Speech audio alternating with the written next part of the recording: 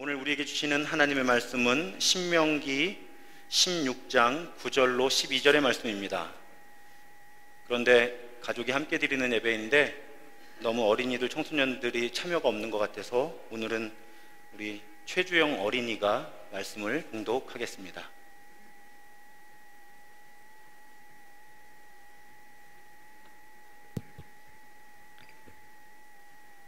오늘 우리에게 주시는 하나님의 말씀은 신명기 16장 9절에서 12절까지의 말씀입니다. 7주를 셀지니 곡식의 낫을 내는 첫날부터 7주를 세어 내 하나님 여호와 앞에 77절을 지키되 내 하나님 여호와께서 내게 복을 주신 대로 내 힘을 헤아려 자원하는 예물을 드리고 너와 내 자녀와 노비와 내 성중에 있는 레인과 및 너희 중에 있는 객과 고아와 가부와 함께 내 하나님 여호와께서 자기의 이름을 두시려고 택하신 곳에서 내 하나님 여호와 앞에서 즐거워할지니라.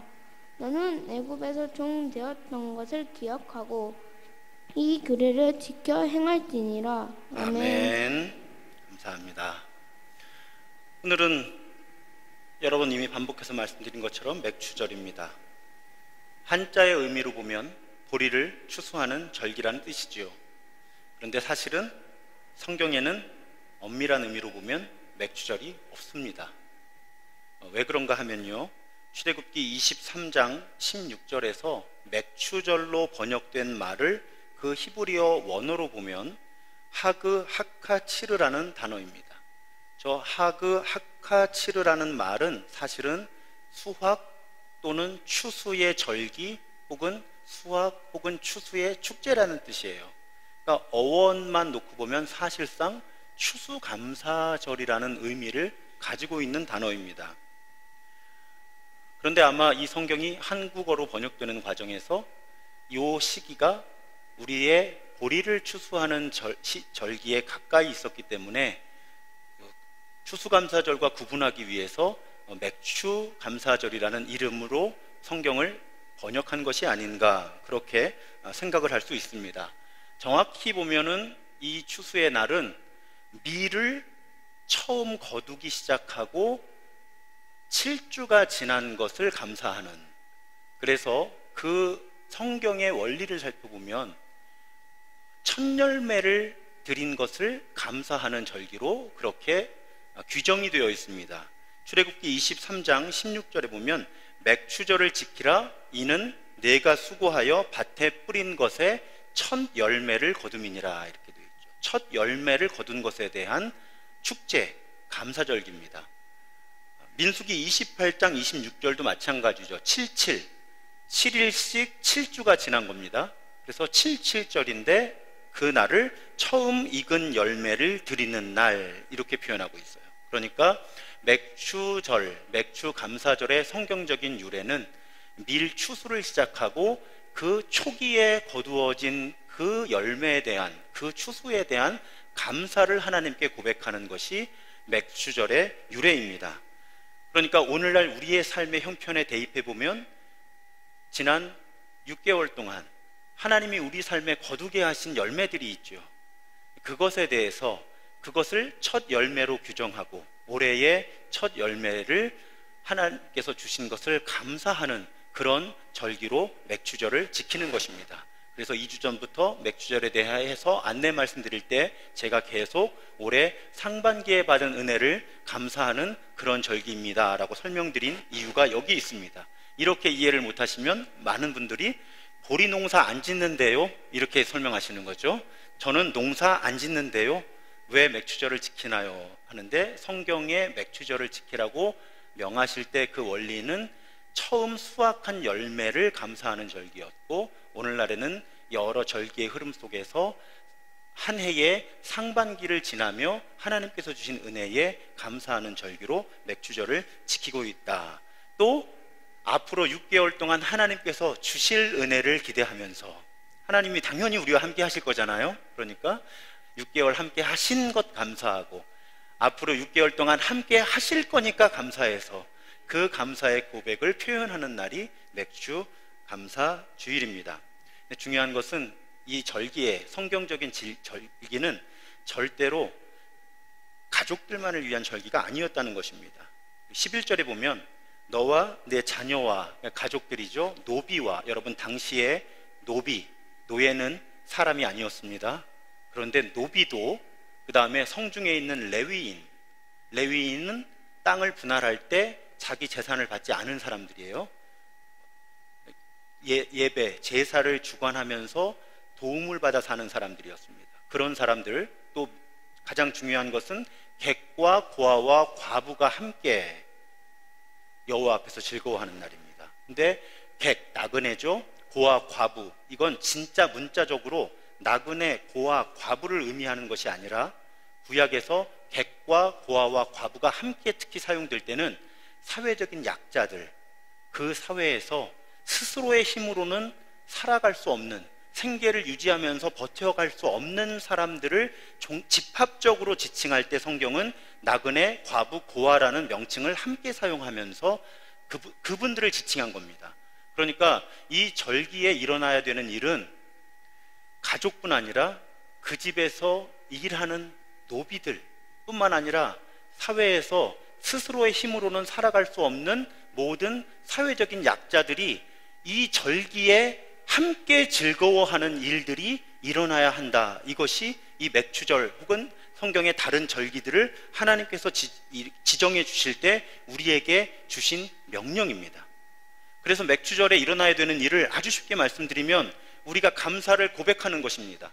감사 고백을 여러 차원으로 할 수 있죠. 내가 감사를 담은 기도문을 쓸 수도 있고, 우리 1층 로비 벽에 가면 상반기에 감사했던 것 적어서 한번 이렇게 붙여보시라고도 말씀드렸습니다. 다른 사람과의 대화 가운데, 속회에서 나눔 가운데 내가 감사한 이야기들 나누고 하나님께 감사드릴 수 있습니다. 또 오늘 예배에 나오실 때 그 감사를 물질에 담아서 봉헌을 하셨을 것입니다. 이런 여러 형태의 감사를 표현하고 고백하는 것이 맥주절에 일어나야 되는 일입니다. 그런 과정이 왜 필요하냐면 그래야 우리의 감사가 회복되기 때문에 그렇습니다. 표현하지 않으면 잘 회복되지를 않아요. 그래서 날을 정해서 그 날에 원래의 정신을 회복하자는 것이 이 절기의 의도입니다. 예를 들어 설명드리겠습니다. 결혼기념일이 있습니다. 결혼기념일에만 부부가 사이좋게 지내면 안 됩니다. 그렇죠? 그런데 왜 굳이 결혼기념일을 지킬까요? 둘이 하나가 된 날을 기념하면서 우리 본래 결혼할 때의 그 첫 마음을 다시 한번 회복해보자 하는 의도로 결혼기념일을 지키는 겁니다.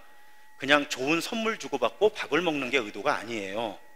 생일을 왜 기억하고 축하합니까? 생일은 저는 매우 매우 중요한 날이라고 생각합니다. 왜요? 내가 태어난 날이잖아요. 옛날 젊은 친구들이 우스갯소리로 해피 버스데이의 가사를 개사해서 왜 태어났니 뭐 이렇게 노래도 불러주고 그랬는데, 저는 그 가사에 매우 심오한 의미가 담겨 있다고 생각해요. 왜 태어났는지를 생각해보는 날이 생일입니다. 바쁘게 살다 보면 내가 왜 태어났는지를 생각을 못하고 살아요, 우리가. 그러니까 생일을 맞이해서 한번 생각해보는 거죠. 나는 도대체 왜 태어났을까? 그리고 내 주변에 같이 더불어 사는 가족, 말할 것도 없고 주변에 사랑하는 사람들, 평소에 애정 표현하기 어려우니까 생일에 축하해주고 축복해주는 거죠. 야, 네가 세상에 태어난 게 나한테 참 축복이다. 그래서 우리는 생일을 지키는 겁니다. 맥추절, 추수감사절에만 감사하는 게 아니에요. 그런데 우리가 살다 보면 감사를 잊어버리니까 이런 절기를 하나님께서 주셔서 본래 지켜야 되는, 본래 표현하고 고백해야 되는 감사가 뭔지를 한번 되돌아보게 하시는 겁니다. 본래 내 감사를 회복하게 하시는 것이 이 감사절의 중요한 의도라는 거죠. 그런데 그렇게 표현된 감사가 우리끼리만 즐거워서는 하나님께서 기뻐하시는 절기가 아니라는 겁니다. 그것이 세상으로 흘러나가야 한다는 거예요. 그래서 이 절기가 하나님 믿지 않은 사람들에게도 절기고 축제가 되는 것이 하나님이 기대하시는 일입니다.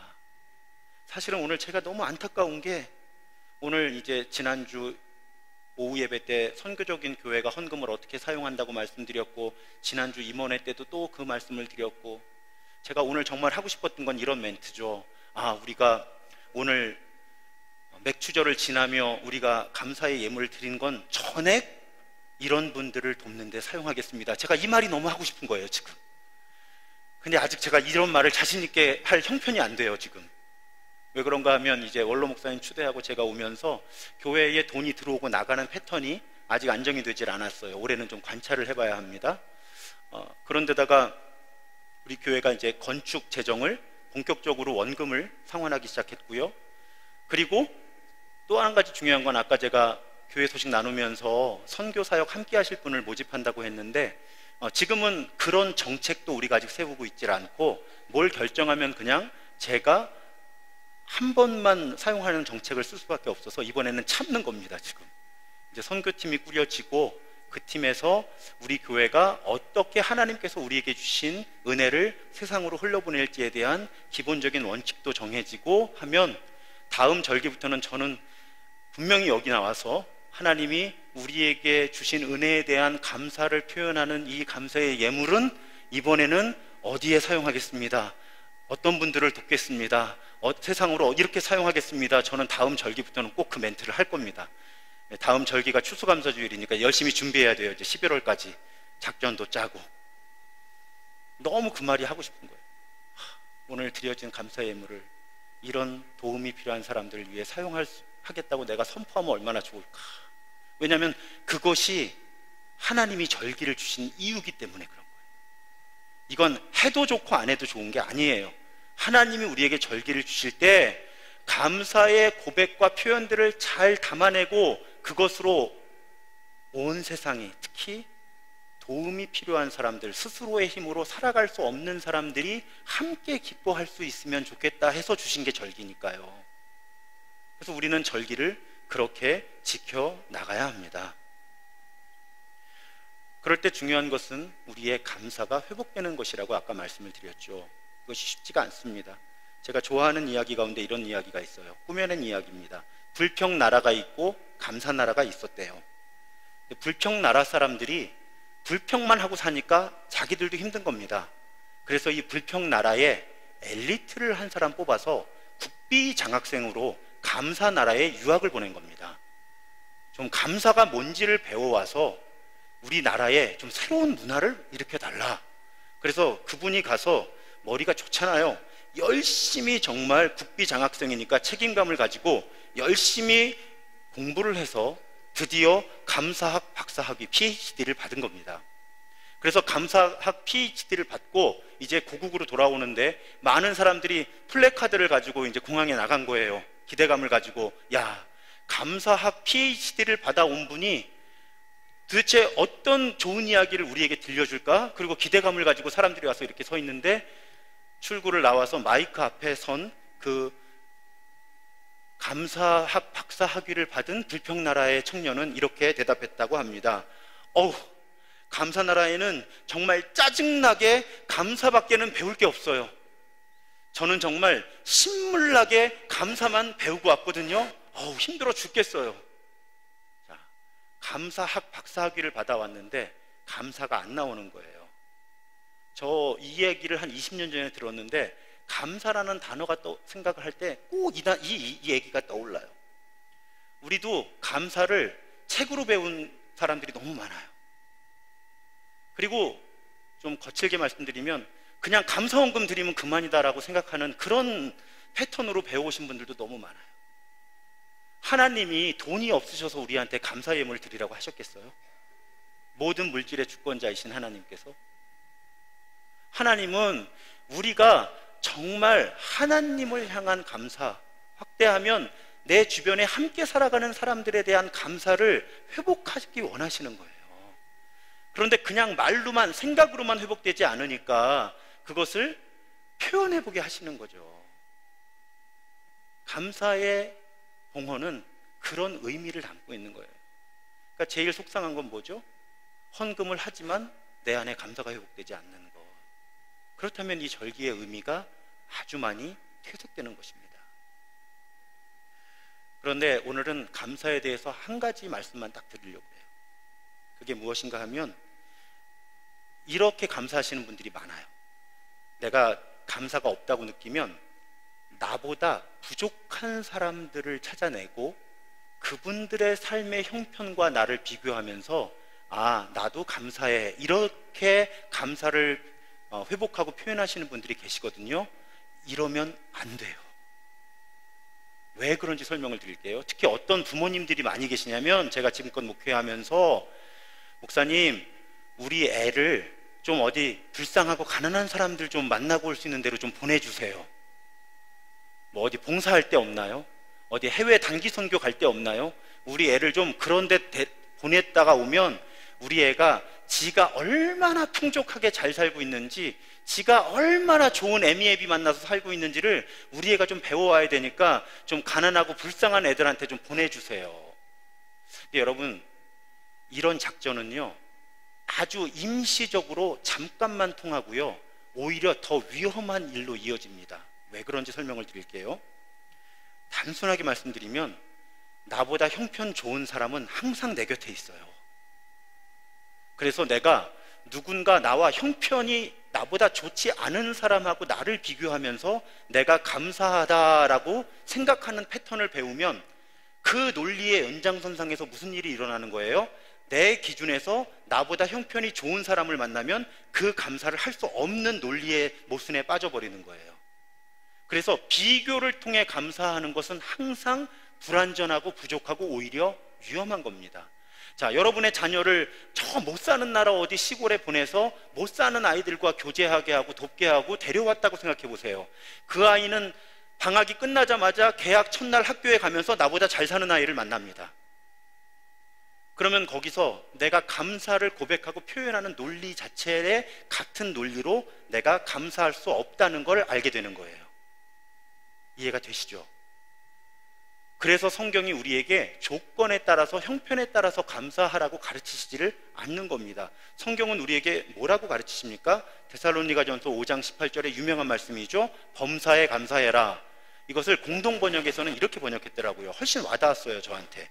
어떤 처지에서든지 감사하십시오. 이건 무슨 뜻이에요? 처지와 관계없이 감사하는 게 크리스천이라는 거예요. 처지와 관계없이 감사하는 법을 연습하고 표현하고 그러한 삶의 습관을 갖는 것이 크리스천의 습관이라는 것입니다. 저는 그것을, 비교를 통해 감사하는 것을 상대적 감사, 처지에 관계없이, 조건에 관계없이 감사하는 것을 절대적인 감사, 이렇게 이름을 붙이고 싶어요. 그럴 때 우리는 상대적인 감사의 원칙을 벗어나서 자꾸 절대적인 감사하는 법을 연습해 가야 한다는 말씀입니다. 어려운 일이에요. 쉬워서 드리는 말씀이 아닙니다. 평생을 가야 하는 길이에요. 최근 한국에 영화 한 편이 개봉이 되었는데 감사가 뭔지를 생각해 보게 하는 영화예요. 제목이 교회 오빠인데 이 주인공이 이런 일을 겪는 거예요. 잘 살고 있다가 암 사기가 되죠. 암 사기인 게 드러납니다. 그것도 첫 딸을 품에 안고 얼마 되지 않아서. 그 충격으로 어머니가 돌아가셔요. 그 슬픔을 이기기도 전에 아내가 또 암사기라는 것이 진단됩니다. 그리고 하나님과 부딪힐 수밖에 없는 거죠. 그래서 이분의 별명이 욥이 된 거예요. 욥. 성경 속에 욥이 겪었던 일들을 겪고 있다. 그분을 소개한 영화인데 그냥 이렇게 말로만 말씀드리면 감이 잘 오지 않으니까 한 2분짜리 그 영화의 예고편만 잠깐 보시겠습니다. 욥을 보면은 욥에게 소중한 것들 하나씩 하나씩 다 뺏어가잖아. 쫄지 마. 애 태어난 지 한 달도 안 됐는데 무슨 대장암? 남편 8차까지 항암 치료하고 제 아내가 5월 5일에 항암 치료를 시작하게 됐으니 1년 동안 일어났던 일들을 가만히 묵상해보면 막 그런 기분이 드는 거야. 다니가 언제까지 버티는지 한번 시험해보자고 하면서.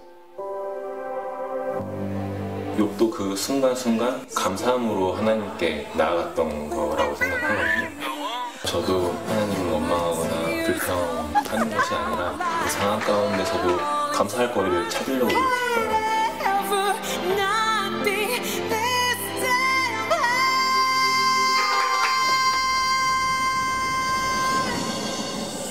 쫄지 마요.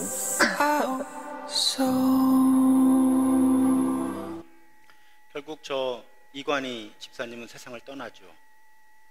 그리고 제발 오해하시지 말아야 될 것이, 저분이 아무런 고통과 갈등과 하나님을 향한 혼란과 분노 없이 감사를 언급하게 되는 건 아닙니다.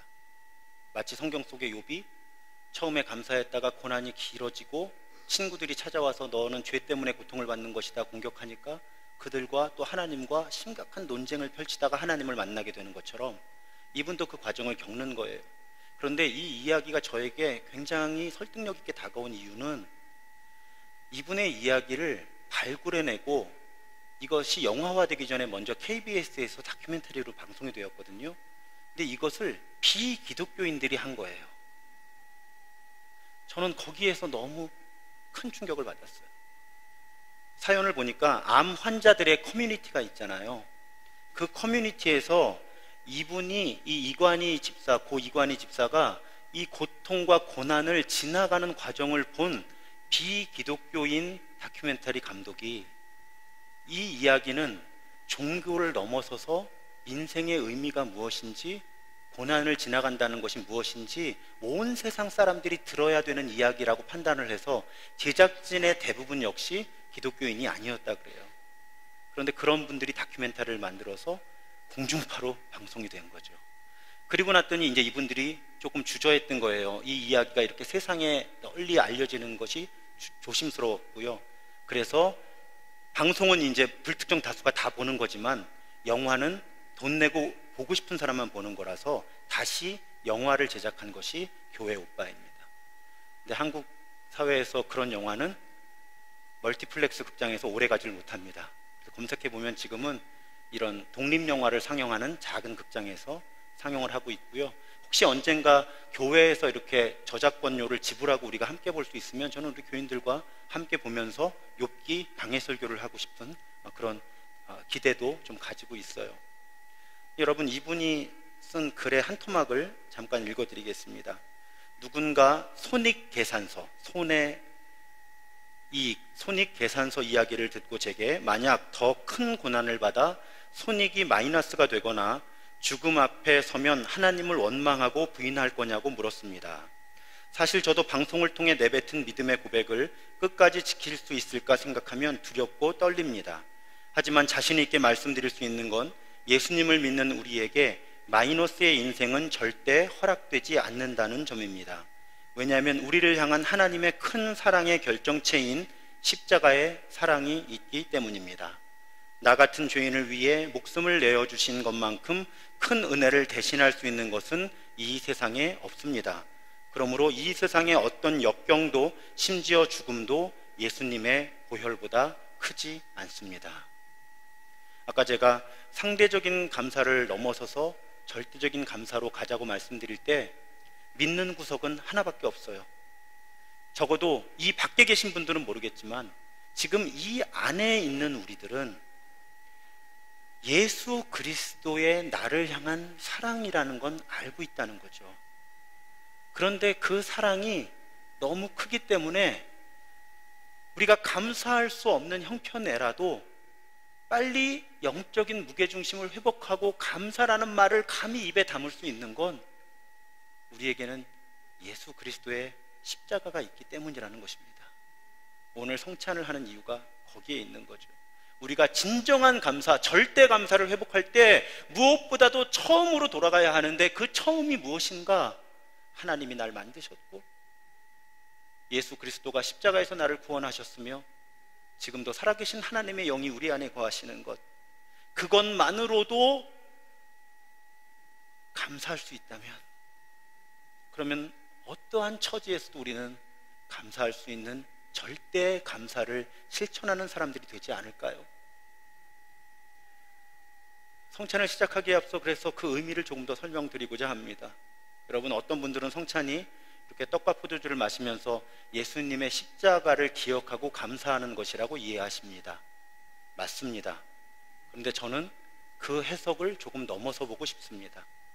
여러분, 예수님은요, 이 땅에 우리의 밥이 되기 위해 오셨습니다. 예수님이 밥이 되기 위해. 여러분, 젊은 사람들이 내가 네 밥이야? 그럼 이건 안 좋은 표현입니다. 그런데 예수님은 우리의 밥, 나아가서 세상의 밥이 되기 위해 이 땅에 오셨습니다. 근거를 들어드릴게요. 이상한 눈초리로 보지 마십시오. 저는 늘 성경으로만 이야기를 합니다. 예수님이 태어나신 동네 이름이 뭔가요? 베들레헴이죠. 베들레헴의 단어의 뜻이 무엇인지 아세요 혹시? 빵집, 떡집이에요. 그 사람들은 떡이 주식이었잖아요. 그러니까 우리식으로 바꾸면 베들레헴은 밥집이에요. 예수님은 밥집이라는 마을에서 태어나셨어요. 그런데 예수님이 구체적으로 어디 태어나셨죠? 예수님 누우신 곳이 처음에 구유가 뭐예요? 밥그릇이에요. 짐승들의 밥그릇에서 예수님은 태어나셨어요. 그런 예수님이 요한복음 6장에 보면 자신을 뭐라고 규정하시냐면 나는 하늘로부터 온 생명의 떡이니, 우리말로 번역하면 나는 하늘로부터 내려온 생명을 살리는 밥이다, 이렇게 말씀하신 거예요. 예수님이 주로 복음을, 하나님 나라 복음을 전파하신 중요한 자리가 어디였어요? 밥상이었어요. 우리 마가복음 강해하고 있잖아요. 죄인들과 함께 밥을 드셨어요. 예수님이 십자가 지시기 전에 마지막 제자들과 만나신 곳이 어딜까요? 흔히 뭐라고 불러요? 최후의 만찬. 밥을 같이 드신 거예요. 그리고 그 자리에서 선언하신 거죠. 내가 이제 십자가에서 너희들의 밥이 될 것이다. 여러분, 성찬에 대해서 심각하게 오해하시는데, 우리는 저렇게 거창하게 떡과 포도주를 차려놓고 그 떡과 포도주를 먹으면서 예수님을 기억하는 것이 성찬의 의도라고 생각하세요. 큰 오해예요. 다시 설명드리면, 그 당시 예수의 제자들, 예수님과 최후의 만찬을 하면서 첫 번째 성찬을 받은 사람들의 주식이 뭐였어요? 그 떡과 포도주예요. 근데 예수님이 뭐라고 말씀하셨어요? 이걸 행할 때마다, 먹을 때마다 나를 기억해, 나를 기념해. 예수님은 성찬식 할 때마다 나를 기억하라고 말씀하신 게 아니에요. 밥 먹을 때마다 나를 기억하라고 말씀하신 거예요. 여러분, 식사 기도는 매우 중요해요. 식사 기도를 할 때 그 밥상이 성찬이 돼요. 이건 나중에 한번 몰아서 또 설교에 말씀드릴게요. 시간이 없으니까. 예수님은 근사하게 차려놓고 가운 입고 그거 예문 주고받으면서 성찬할 때 나를 기억하라고 말씀하신 게 아니고요, 너희들 밥 먹을 때마다 나를 기억해 라고 말씀하신 거예요. 저는 교회가 성찬을 자주 해야 된다고 생각해요. 말씀으로 오는 은혜가 있고요, 성례전을 통해서 오는 은혜가 있어요. 우리가 성례전을 통해서 오는 은혜에 너무 둔감한 사람들이 돼서 그 은혜를 누릴 줄 모르는데 악순환인 거예요. 1년에 몇 번 안 하니까 은혜를 누릴 줄 모르고, 모르니까 몇 번 안 하고, 이러다가 점점 한국교회가 성례를 통해서 주시는 은총을 경험할 수 없는 사람들이 되어가고 있어서, 우리 교회는 적어도 한 달 혹은 2달에 한 번 정도는 성례를 하려고 그렇게 생각을 하고 있습니다. 그런데 여러분, 예수님을 먹으라고 말씀하셨잖아요. 우리 조금 있다가 예수님 먹는 거예요. 자, 이렇게 질문해 볼게요. 여러분, 단백질을 먹으면 몸에 뭐가 많아질까요? 역시 가만히 있으면 중간은 간다를 굳게 지키고 계십니다. 단백질을 많이 먹으면 몸에 단백질이 많이 쌓이겠죠. 아무래도 지방, 기름기를 많이 먹으면 아무래도 몸에 기름기가 많아질 겁니다. 자, 조금 있다가 우리가 예수님을 먹을 거예요. 그럼 우리가 어떻게 돼야 되죠? 예수님처럼 돼야 되는 거예요. 그게 성찬의 첫 번째 의도입니다. 예수님을 먹고 꼭꼭 씹어 먹고 소화 잘 시켜서, 흡수 잘 시켜서 내가 더 예수님답게 되는, 그것이 성찬의 첫 번째 의도라고 저는 믿어요. 그것을 우리가 하는 겁니다. 내가 먹는 것이 나를 만든다, 이런 표현이 있거든요. 제가 그런 표현을 썼더니 식용과 나온 분이 얘기하더라고요. 그거 식품영양학과 교과서에 나온대요. 내가 먹는 것이 나를 만든다. 우리는 예수를 먹고 예수가 되어가는 겁니다. 그렇게 예수가 되는 사람들은 어떻게 삽니까? 세상의 밥이 되는 거예요. 그 원리를 잘 이해해 보세요. 하나님이 우리의 밥이 되셔서 되시기 위해 사람이 되셨고요. 우리는 예수님을 먹고 예수님이 돼서 세상의 밥이 되는 사람들이 되는 거예요.